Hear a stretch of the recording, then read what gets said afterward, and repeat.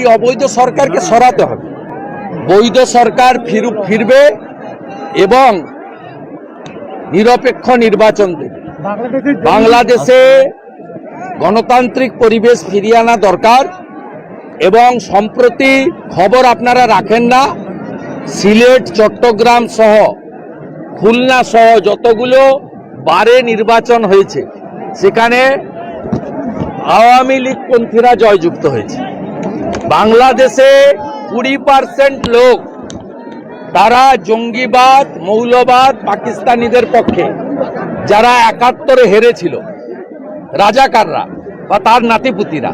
কিন্তু বাংলাদেশের 80% লোক কেবলমাত্র সনাতনীরা নয়, ওখানে অনেক প্রোগ্রেসিভ মুসলিমরাও আছে।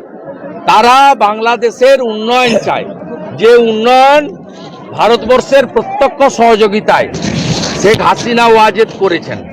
এবং বাংলাদেশে বর্তমান যে অবস্থা, সেখানে খালেদা জিয়ার সময়, হুসেন মোহাম্মদ এরশাদের সময়ও যে অবস্থা ছিল তার থেকেও খারাপ অবস্থা হয়েছে। এই সুদখোর ইউনূস তার যে গ্রামীণ ব্যাংক চিটফান্ড, তার আগামী 29 সাল পর্যন্ত ভ্যাট মুকুব করেছেন, জনগণের উপর 12% ভ্যাট চাপিয়ে দিয়েছেন। টাইম ডেজ আর নাম্বার।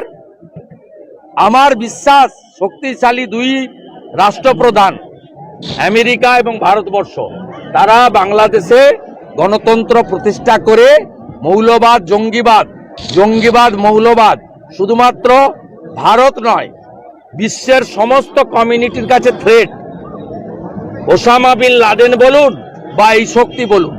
তাই ডোনাল্ড ট্রাম্প শপথ নেওয়ার আগেই হামাস যেভাবে আত্মসমর্পণ করেছে, ইসরায়েলি পণবন্দীদের ছেড়ে দিতে বাধ্য হয়েছে ডোনাল্ড ট্রাম্প শপথ নেওয়ার আগেই, তাতে আমার বিশ্বাস যে বাংলাদেশে গণতন্ত্র এবং সকলের ধর্মাচরণের যে অধিকার, এই অধিকার প্রতিষ্ঠিত হবে।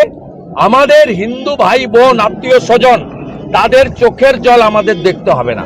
এবং আমরা যে সমস্ত আস্থার জায়গা, মন্দির যেভাবে ভাঙছে, সেগুলো বন্ধ হবে।